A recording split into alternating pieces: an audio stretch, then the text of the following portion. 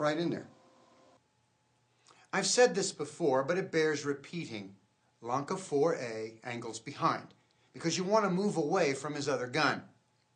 And just like the other A, C-lot methods, angulation is towards your partner's back and outside his striking arm. I know I'm often tempted to angle in front because it's easier and sometimes more efficient. However, while it may be easy, it is fraught with danger. Let me show you. I'm in this position here. I grind. Now I'm trying to snake in, but I'm running right into that line of fire. You see that threat?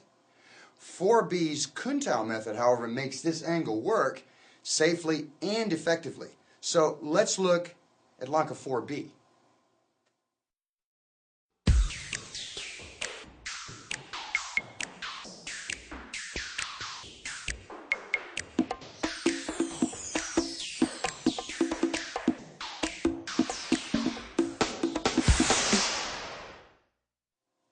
This Lanka uses a shuffle, transfer, and C-step, and it actually follows a much simpler pattern because of that, and you'll see that when we lay down the pattern for you. We'll walk the drill a few times back and forth like we've been doing, and then we'll break it down. Kneel.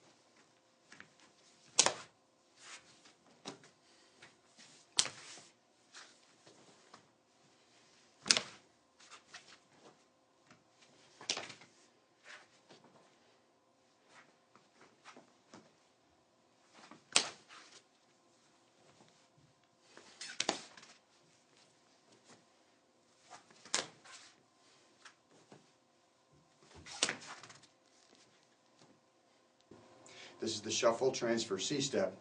We're going to do it walking through the pattern. I'll break down the pieces, at least identify them for you as we go. I start in this C-step position, twist stance. Got his weight shifted back, my hand high up on his scapula. I'm going to cue him. He steps back, block right with a punch to the face. And remember, this punch doesn't send him in the next week. It just shifts his weight back. Then I transfer the arm out of the way, move into my C-step. Then I apply the grind and cue. Stepping off with block left, shoot the punch, feed the arm to the control point. As I move in, this lines up, gets his arms in the 3-dot position, go into my C-step, foot turned out to provide lateral stability.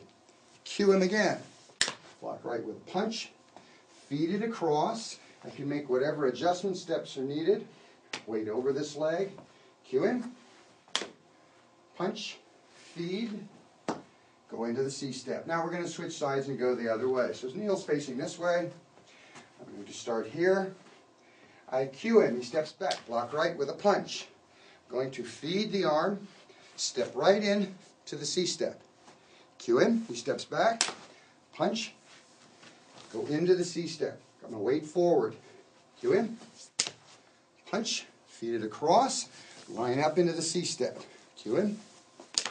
Block left with a punch, feed, move in, cue him one more time, punch, lock into the C-step. That's the basic flow. All the points we made so far in all the other Lankas still apply. For example, you don't want to forget the 3-dot alignment that you learned in Lanka 1. Also, same alignment, isn't it? In Lanka 1, my arm is anchored to my body. I keep my rear hand up high. Here, arm is anchored to my body, rear hand is high. The nice thing is that Lanka 3B and Lanka 4B allow you to step simultaneously with your partner or your opponent's withdrawal. You may feel like you're stepping deeper than you are when you're in sync with him, but believe me, you're not. Okay? If you do, you might step too far, but if you do, you'd simply make an adjustment. Still, you try not to scoot your foot past his. Now watch this. I'm in this position, and I cue him, and I step right to here. Even though I moved in sync with him, I didn't step too far. You don't want to do this. You don't want to do the inchworm thing. You may do this as a beginner as you start, but over time you want to smooth this out to where you're in sync with him. So here's what you don't want to do, the inchworm. I cue, he steps away, I still make the block, and then I step in and make the punch. You see how the inchworm stepped out and then drew this up. We want to do this in a single flow where I am with, even in a drill, even though I'm cueing him, I'm going to move right with him once more. As I cue, he steps, and I'm right with him as I make the punch. Now, if you have stepped too deep, let's say that I had stepped too deep when I made this one and I feed across. There, I'm too deep. I feed it across. When I go into the C-step, I can either adjust here as I make the feed, or I've stepped too deep. I make the feed, make the adjustment. So you wouldn't go, oh, excuse me, sir, I'm terribly sorry. Could you line up that foot right there so I can get this right? No, you're going to make an adjustment. You're going to make adjustments in combat. You'll make adjustments in the drill. It's very consistent with what you're doing in your training, with what will happen with you when the rubber meets the road. In this and all the two-man lankas, both players learn. But as important as learning the leg attack is to the one advancing the drill, the real teacher in this drill is the retreating partner. In Japanese, that's the uke. Uke's role is very important. He must play along. This is, after all, a drill. This means uke must be relaxed, moving with you, not stiff or resisting. In the street, if the opponent falls away, you'll be following him to the ground. Not so in the drill, where the objective is training the legs. The uke himself benefits from his role. Yielding as he does, he learns to go with the flow. In a fight, going with the flow is generally much better strategy than is resistance. Resist this kind of oncoming force, and you're sure to go down. Yield to it, and you may not only save your legs, you may also find yourself in a position to counter should your opponent overextend his technique and fail to properly follow up. Here's one possible counter. I mentioned earlier the high vulnerability to Lanka 4. The counter, if done quickly enough, is to rotate, keeping your elbow down, and make it very quick, keeping it tight to your body. So as he rotates, now he's got me in this position, highly vulnerable. If he's in Lanka 1 with me, the same counter. I don't apply enough pressure, I don't have enough grind, he makes it. He gains tactical advantage just from this. That's the counter to Lanka 4 and Lanka 1.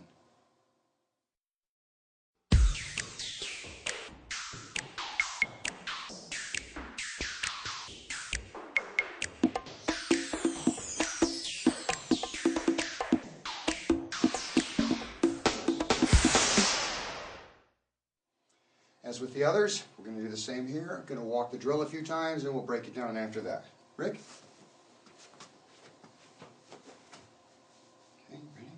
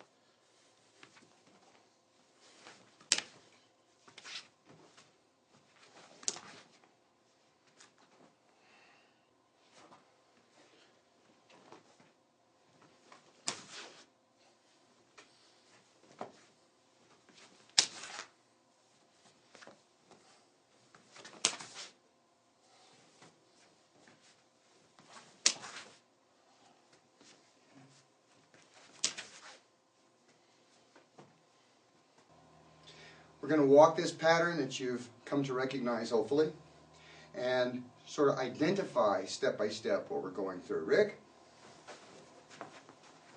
I'm going to start in the Lanka 4 position. So I've got his weight back, I've got the 3-dot alignment, I cue the knee.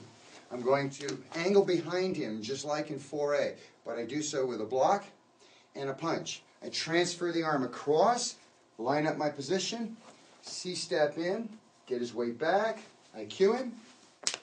Stepping toward his backside, I strike instead of just snaking, move across, now I cue him. The punch goes very quick. You can actually tag the guy in the face if you're moving right with him. Feed this. Now I'm going to line this up, cue him, punch, feed, make my C-step. Going to cue him, angling behind him as I make my punch, come in and C-step. Now we're going to switch and go backward, left to right. Cueing this in, I've got his weight back. I cue, stepping behind him, whacking him while I do it, feet across, go into the C-step, cue him. I actually hit his shoulder before I cleared this, so whatever's in that way, it's going to get hit. Pop him, feed this across, come in the C-step, cue him, punch, transfer across, cue him, and shuffle, feed this across, go in, cue him, punch, transfer across, and go in. This is just like the A method we were doing. Only this time we're using the Kun-Tao striking to set up our position. Let's see if we can break down elements of Lanka 4C. A couple of things to remember when you're moving this arm. You must anchor your arm and have it positioned before you move in and apply the lock. I want to have this proper position on me, anchored to me, before I do the lock. Okay? Remember the jack stand? Its position remains steadfast. Properly anchored to your opponent, properly anchored like this, and your opponent is forced to fight your weight, not just your arm. If I'm not anchored, I step in, my arm's out here, he can easily resist. I lose the position. However, with proper anchoring, he can push all he wants. He's the only guy that moves. So if you feel like you have to push your arm, now you've moved to this unanchored position. Don't push it, push your weight. In other words, my body's going to come in and close this gap. Now I'm in the proper anchored position. The second point, when you swing his arm, remember I've moved in here, when I swing his arm, don't overswing it to here. That's a tendency that people who are just getting into this drill want to do. Then I go to make my position and he resists. Again, I don't have that alignment, partly because in overswinging, I've moved away from my body.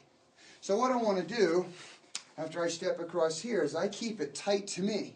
Now I can move in, and he tried resisting just then, before I had the foot down. But with my body anchored as it was, he didn't have any real opportunity to resist or escape. Another extreme to avoid is stepping too far.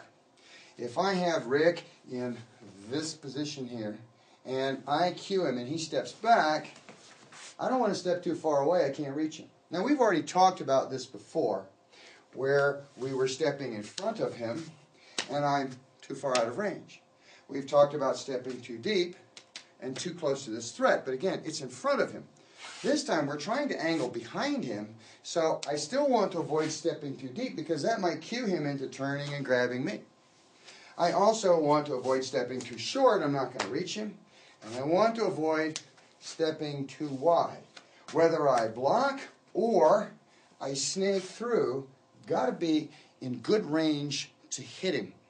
So try to avoid extremes in all this. Remember, just draw a little circle right here around his foot. And you want to step in side of that circle's area. See how I'm just mapping all the way around there. So I can step across and hit, not step out here. Besides, now I'm still at the range of this thing. Avoid overstepping in all the directions. In this Lanka, even though we're shin on shin, we're not knee on knee as we were in Lanka 1. This is because you turn your lead locking or contact foot out. You do this for two reasons. First is to trap his leg. The second is to open a path, to clear the way for your rear knee to smash through. Turning your foot outward makes it practically impossible to effectively go knee on knee with your opponent. That's one of the reasons why Lanka 4 has a risk factor of 5, if you compare that to Lanka 1's risk factor of 4.